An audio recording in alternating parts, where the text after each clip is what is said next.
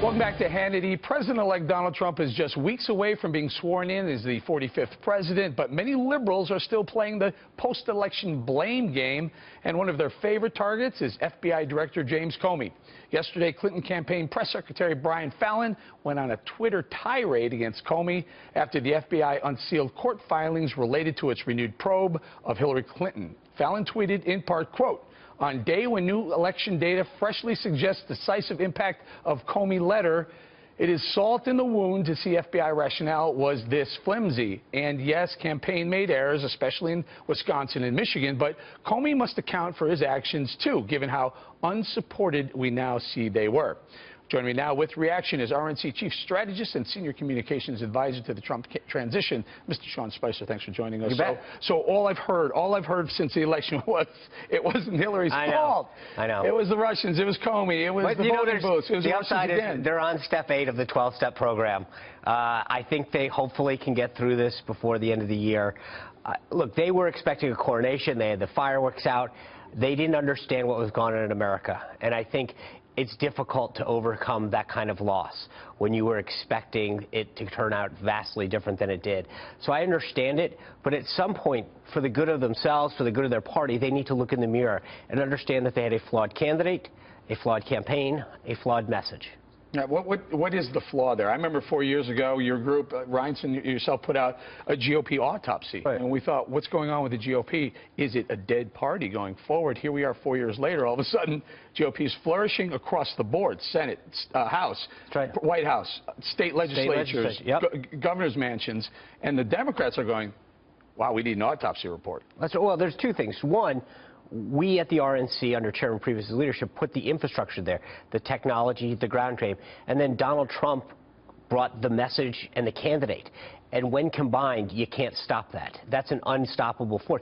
The problem with the Democrats... We heard you didn't have a ground game. Right, and apparently we did. But we kept telling folks we did. I think for a lot of folks in the liberal media, they just insisted because Hillary Clinton was a lot of talk. They didn't believe what we were selling. I think we proved everyone otherwise. To your point, there's not much left to win on the Republican side. We've got control of the state legislatures, the governors, secretary of states, all the way up to the presidency. I think we're a very, very healthy and vibrant party. Donald Trump's breathed new life into the party, which was very helpful. It motivated the base. It got people excited.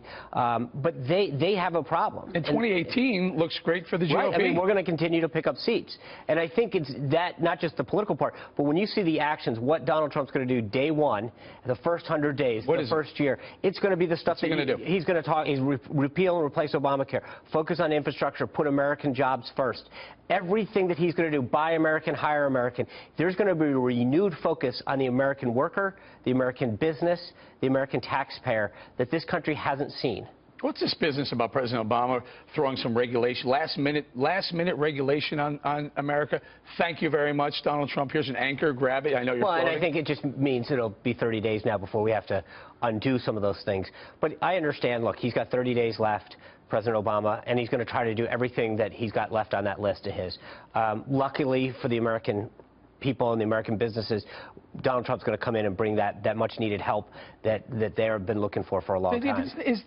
How does the Trump campaign see when a president on his way out, 30 days left before he leaves, throws a permanent ban on offshore drilling, some drilling on federal, permanent, not just until he's gone. Well, but everything that's been done, there are ways to undo it. And I think President Obama is trying to do what he wants to do in the last remaining 30 days. But I think Donald Trump's not, I mean, we're going to make sure that on day one, the focus is back where it should be, on making sure that we have economic growth, on job creation, renewing a system of health care that puts the patients first. So there's going to be real change, and the end of business as usual is going to come on January 20th. Back in liberal politics, are we done with the Clintons now for a while? Well, I think so. Look, they lost on Election Day. Then they helped fund all these recounts. They lost the recounts. They lost votes to Donald Trump through their efforts. And then they funded this effort and got behind this effort for the Electoral College. And she lost 5 electors, 3 to Colin Powell, 1 to Faith Spotted Eagle, and one to Bernie Sanders. So everything that she's done in the last 40 days has gone backwards from what she tried to do. So I think at some point, for the greater good of themselves, they've got to start to to understand that they lost this election because of their failed message, not of anyone else's. All this stuff that they want to blame on everyone else, it wasn't Jim Comey that put a secret server together. It wasn't Jim Comey that sent classified information on that server. It wasn't Jim Comey that did everything. She's upset because she got caught. And I think at some point they've got to realize that it was their actions and their words and their failed message that cost them this. I got one final question before I lose you here, Sean. The world's getting, every day it's a more dangerous place. That's right.